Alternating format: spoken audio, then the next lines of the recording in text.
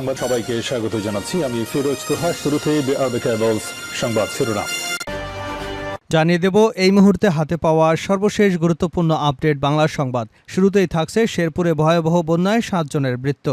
উজান থেকে নেমে আসা পাহাড়ি ঢল এবং টানা বৃষ্টিতে শেরপুরে ভয়াবহ বন্যার সৃষ্টি হয়েছে।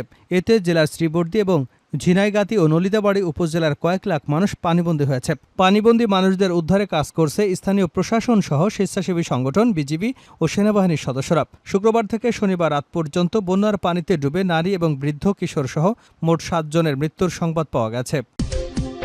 এবারে জানাবো আমলাতন্ত্রই হাসিনাকে ফের রাজনীতিতে ফিরিয়ে আনতে পারে, টাইমস ম্যাগাজিনে নিবন্ধ। বাংলাদেশের ক্ষমতাচ্যুত প্রধানমন্ত্রী শেখ হাসিনা কি আবারও বাংলাদেশের রাজনীতিতে ফিরতে পারবেন? গত 5 আগস্ট ছাত্র জনতার ব্যাপক গণবিক্ষোভের মুখে পদত্যাগ করে দেশ ছেড়ে ভারতে পালিয়ে আশ্রয় নেন 15 বছর ক্ষমতা আঁকড়ে থাকা শেখ হাসিনা। গতকাল তার দেশ থেকে 2 মাস পার হয়েছে। এর মধ্যে তার বাংলাদেশি পাসপোর্ট বাতিল করে দিয়েছে অন্তর্বর্তী সরকার। হাসিনা এখন ভারতে কোন পরিচয় আছেন তা নিয়েও আন্তর্জাতিক মহলে প্রশ্ন উঠেছে। সংবাদ মাধ্যমে প্রকাশ, ভারত সরকারও সেদেশে তার অবস্থান নিয়ে বিব্রতকর অবস্থায় আছে। খবর বেরিয়েছে হাসিনা অন্য দেশে আশ্রয় নেবার চেষ্টা করছে।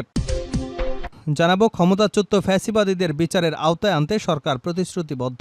প্রধান উপদেষ্টার বিশেষ সহকারী মাহফুজ আলম বলেছেন, অন্তর্বর্তী সরকার ক্ষমতাচ্যুত ফ্যাসিবাদী সরকারের সকল সহযোগীদের বিচারের আওতায় আনতে প্রতিশ্রুতিবদ্ধ।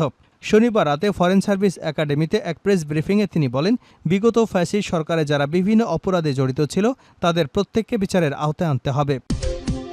এদিকে সরকার পরিবর্তনের পর কোথায় যেন ভীতি এবং আস্থাহীনতা কাজ করছে।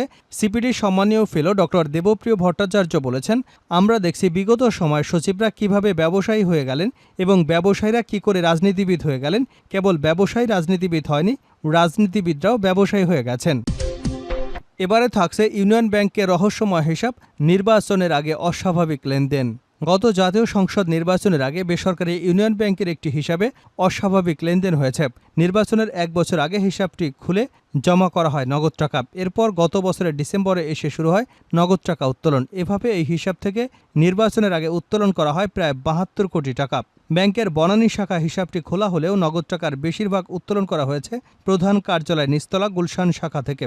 ইউনিয়ন ব্যাংকের নথিপত্র পর্যালোচনায় এ তথ্য মিলেছে বলে একটি প্রতিবেদন প্রকাশ করেছে প্রথম আলো। এবং সর্বশেষ জানাবো আন্তর্জাতিক সংবাদ। হিজবুল্লাহর হামলায় লণ্ডভণ্ড ইসরায়েলের পর্যটন নগরী হাইফা। বিশ্বে পর্যটকদের অন্যতম পছন্দের তালিকায় রয়েছে ইসরায়েলের অত্যাধুনিক শহর হাইফা। সেখানে প্রতি বছরে পর্যটকদের সমাগম হতো। তবে সম্প্রতি লেবাননের সশস্ত্র গোষ্ঠী হিজবুল্লাহ রকেট হামলার পর এই হাইফা পরিণত হয়েছে এক ভুতুড়ে শহরে। দেখে মনে হবে এটি একটি ভুতুড়ে নগরী।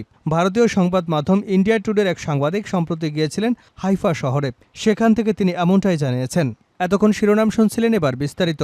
প্রিয় দর্শক, আপনি যদি এই চ্যানেলে নতুন হয়ে থাকেন, ভিডিওটি দেখতে দেখতে চ্যানেলটি সাবস্ক্রাইব করে আমাদের সঙ্গে থাকুন। আর এই ভিডিও সম্পর্কে আপনি আপনার মূল্যবান মতামতটি কমেন্ট বক্সে জানিয়ে দিন। আর হ্যাঁ প্রিয় দর্শক, জানিয়ে দিন ভিডিওটি কোথা থেকে দেখছেন। শেরপুরে ভয়াবহ বন্যায় 7 জনের মৃত্যু। উজান থেকে নেমে আসা পাহাড়ি ঢল এবং টানা বৃষ্টিতে শেরপুরে ভয়াবহ বন্যা পরিস্থিতি সৃষ্টি হয়েছে।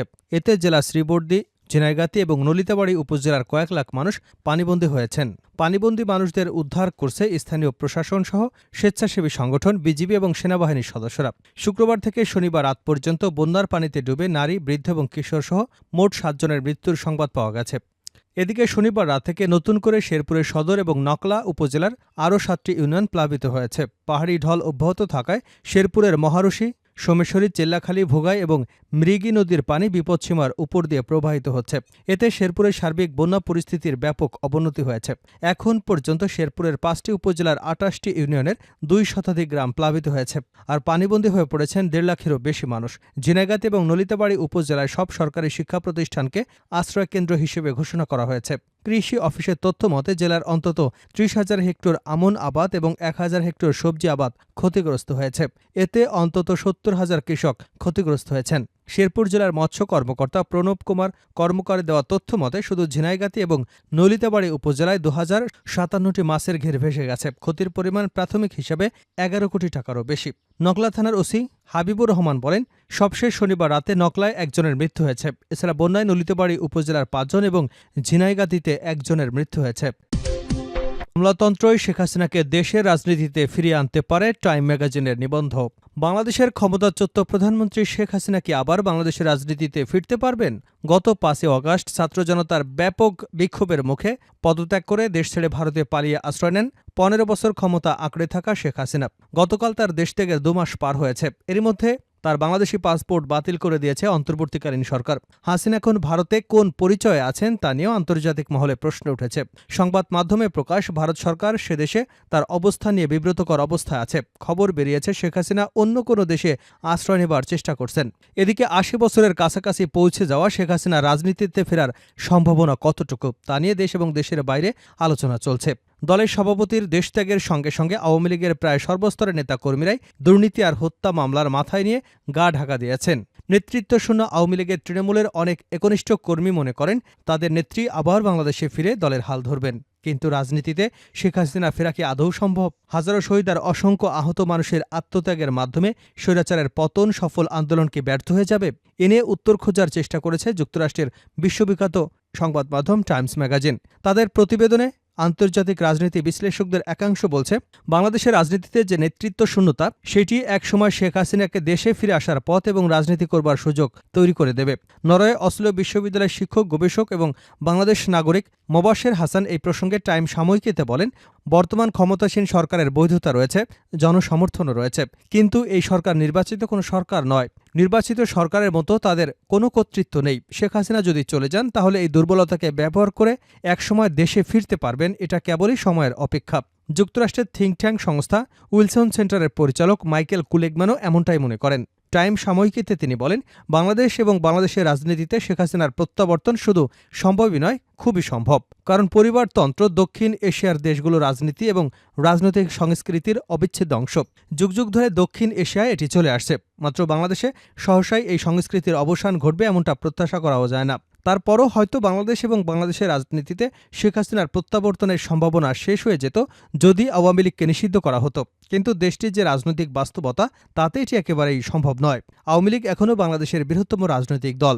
বাংলাদেশের রাজনৈতিক বিশ্লেষক সংস্থা সেন্টার ফর গভর্নেন্স স্টাডিজের নির্বাহী পরিচালক জিলুর রহমান টাইমস ম্যাগাজিনকে প্রসঙ্গে বলেন, যে পরিস্থিতিতে শেখ হাসিনা দেশ থেকে বিদায় নিয়েছেন এবং তার চলে যাবার পর থেকে আওয়ামী লীগের যে অবস্থা রয়েছে তাতে আগামী ১ দশকের মধ্যে বাংলাদেশের রাজনীতিতে আওয়ামী লীগের কোনো গুরুত্বপূর্ণ অবস্থান থাকতে পারে তা একেবারেই ভিত্তিহীন কল্পনা। অবশ্য এই সরকার যদি সার্বিকভাবে ভেঙে পড়ে তাহলে যে কোনো কিছুই সম্ভব এবং এই সরকারের ভেঙে পড়ার আশঙ্কা বেশ ভালোভাবেই রয়েছে বলে মনে করেন বাংলাদেশের সেনাবাহিনীর অবসরপ্রাপ্ত মেজর জেনারেল এবং নিরাপত্তা বিশ্লেষক শহীদুল হক। টাইমস ম্যাগাজিনকে তিনি বলেন, আওয়ামী লীগ একটানা ১৫ বছর ক্ষমতায় ছিল। ১৫ বছর কিন্তু অনেক দীর্ঘ সময়। এই সময়ের মধ্যে বাংলাদেশের পুরো আমলাতন্ত্র প্রশাসনকে নিজেদের মতো করে সাজিয়ে নিয়েছে দলটি। বর্তমান সরকার কয়েকজন চিহ্নিত আমলা বা সরকারের বিরুদ্ধে আইনগত ব্যবস্থা নিচ্ছে ঠিকই, কিন্তু পুরো প্রশাসনকে ঢেলে সাজানো এই সরকারের পক্ষে সম্ভব নয়। তাছাড়া প্রশাসনকে ঢেলে সাজাতে গেলে আমলাতন্ত্রের সঙ্গে দ্বন্দ্ব সৃষ্টির আশঙ্কা রয়েছে। তাই অন্তর্বর্তী সরকার পারতপক্ষে কোনোভাবেই এই ঝুঁকি নিতে চাইবে না। আর এই প্রশাসন এবং আমলাতন্ত্রই আওয়ামী লীগ এবং শেখ হাসিনাকে ফের বাংলাদেশের রাজনীতিতে ফিরিয়ে আনতে পারে। তবে ইতিমধ্যেই বাংলাদেশের রাজনৈতিক সচেতন মহল বিষয়টা বুঝতে পেরে নড়ে চড়ে বসার চেষ্টা করেছেন। রাজনৈতিক মহল দাবি তুলেছেন, হাসিনার সরকারের সুবিধাভোগীদের প্রশাসন থেকে দ্রুত সরিয়ে বঞ্চিত এবং সৎ লোকদের গুরুত্বপূর্ণ পদগুলোতে বসানো হোক। সরকার এবং প্রশাসনের সংস্কারের জন্য উদ্যোগ নিয়েছে, তবে তার ফলটা পেতে কিছুটা সময় লাগবে বলে সংশ্লিষ্টদের ধারণা। শেখ হাসিনা দেশ ত্যাগের পর তাৎক্ষণিক এক প্রতিক্রিয়ায় তার ছেলে সজীব ওয়াজেদ জয় বলেছিলেন তার মা রাজনীতিতে ফিরবেন না। পরে অবশ্য তা তিনি প্রত্যাহার করে নিয়েছেন। সম্প্রতি গুঞ্জন উঠেছে যে শেখ হাসিনার অনুপস্থিতিতে জয় দলের হাল ধরবেন। তিনি সত্যি এ ব্যাপারে কোনো সিদ্ধান্ত নিয়েছেন কিনা তা জানতে চাইলে টাইমস ম্যাগাজিনকে জয় বলেন, আমার কখনই রাজনৈতিক উচ্চাকাঙ্ক্ষা ছিল না, কিন্তু বর্তমানে যে পরিস্থিতি তাতে ভবিষ্যতে কি হয় তা কে বলতে পারে। আমি এখনও কোনো চূড়ান্ত সিদ্ধান্ত নেইনি। তবে জয় যদি রাজনীতিতে ফেরার সিদ্ধান্ত নেন তাহলে এই মুহূর্তে সেটি সঠিক সিদ্ধান্ত হবে কিনা তা নিয়েও সংশয় প্রকাশ করেছে ভারতের রাজনৈতিক বিশ্লেষক এবং বাংলাদেশের বিশেষজ্ঞ মীনাক্ষী গাঙ্গুলি। টাইম সাময়িকীতে মীনাক্ষী এ প্রসঙ্গে বলেন, আওয়ামী লীগের সবচেয়ে বড় দুর্বলতা হচ্ছে দলটির রাজনৈতিক চিন্তা চেতনার পুরোটা জুড়েই রয়েছেন শেখ হাসিনা। তারা বঙ্গবন্ধু কন্যার বাইরে অন্য কাউকে দলীয় প্রধান বা সরকার প্রধানের পদে দেখতে প্রস্তুত নয়। আওয়ামী লীগ যদি তার ভুলগুলো স্বীকার করে, দলের অভ্যন্তরে গণতান্ত্রিক চর্চা বৃদ্ধি করে এবং নিজেকে একটি সত্যিকার গণতান্ত্রিক রাজনৈতিক দল হিসেবে পুনর্গঠনের কাজ শুরু করে, কেবল তাহলেই বর্তমান সংকট থেকে দলটির উত্তরণ সম্ভব। ক্ষমতাচ্যুত ফ্যাসিবাদীদের বিচারের আওতায় আনতে সরকার প্রতিশ্রুতিবদ্ধ। প্রধান উপদেষ্টার বিশেষ সহকারী মাহফুজ আলম বলেছেন, অন্তর্বর্তী সরকার ক্ষমতাচ্যুত ফ্যাসিবাদী সরকারের সকল সহযোগীদের বিচারের আওতায় আনতে প্রতিশ্রুতিবদ্ধ। শনিবার রাতে ফরেন সার্ভিস একাডেমিতে এক প্রেস ব্রিফিংয়ে এসব কথা বলেন তিনি। বিগত ফ্যাসিস্ট সরকারে যারা বিভিন্ন অপরাধে জড়িত ছিল তাদের প্রত্যেককে বিচারের আওতায় আনা হবে। সরকারের বয়স মাত্র 2 মাস। এই সংক্ষিপ্ত সময়ের মধ্যে সংস্কার কাজ এবং দেশের আইনশৃঙ্খলা পরিস্থিতি রক্ষায় অগ্রাধিকার দিচ্ছে সরকার। তিনি আরও বলেন, এই সময়ের মধ্যে ফ্যাসিস্টদের সহযোগী এবং গণহত্যার সঙ্গে জড়িত সকলকে গ্রেপ্তার করা হয়েছে। আমাদের অবস্থান অত্যন্ত স্পষ্ট, তাদের অবশ্যই বিচারের আওতায় আনা হবে। এক প্রশ্নের জবাবে বিশেষ সহকারী বলেন, সরকার ব্যবসায়ীদের সিন্ডিকেট ভেঙে দিয়ে নিত্য প্রয়োজনীয় পণ্যের মূল্যবৃদ্ধি রোধে কাজ করছে। তিনি আরও বলেন, সরকার রাজনৈতিক দলগুলোর সঙ্গে আলোচনা করে ঐক্যমতে পৌঁছবে এবং সাধারণ নির্বাচনের জন্য একটি রোডম্যাপ ঘোষণা করবে। আলম বলেন, প্রধান উপদেষ্টা অধ্যাপক ডক্টর মোহাম্মদ ইউনূস একই সঙ্গে নির্বাচনের প্রস্তুতিমূলক কাজ চলবে বলেও জানিয়েছেন। রাজনৈতিক দলগুলোর সুপারিশ অনুযায়ী আরও সংস্কার কমিশন গঠন করা হবে বলেও প্রধান উপদেষ্টা ইঙ্গিত দিয়েছেন। শেষ করছে আন্তর্জাতিক সংবাদে। হিজবুল্লাহর হামলায় লণ্ডভণ্ড ইসরায়েলের পর্যটন নগরী হাইফা। বিশ্বে পর্যটকদের অন্যতম পছন্দের তালিকায় রয়েছে ইসরায়েলের অত্যাধুনিক শহর হাইফা।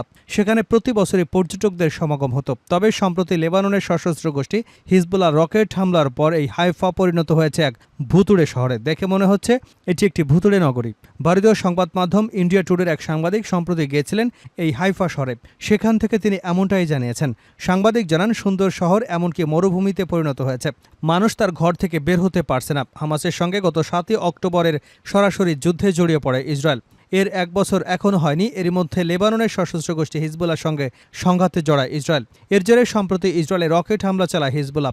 শতাধিক রকেট দিয়ে ইসরায়েলের হাইফা শহরে এবং উত্তরাঞ্চলের অন্যান্য এলাকায় হামলা করে হিজবুল্লাহ। এতে হাইফা শহরের রাস্তা মরুভূমিতে পরিণত হয়। পরিস্থিতি বোঝাতে স্থানীয় বাসিন্দা সলম হাস্কেল ইন্ডিয়া টুডেকে বলেন, পরিস্থিতি বেশ খারাপ। মানুষকে ঘর থেকে বের হতে নিষেধ করা হয়েছে।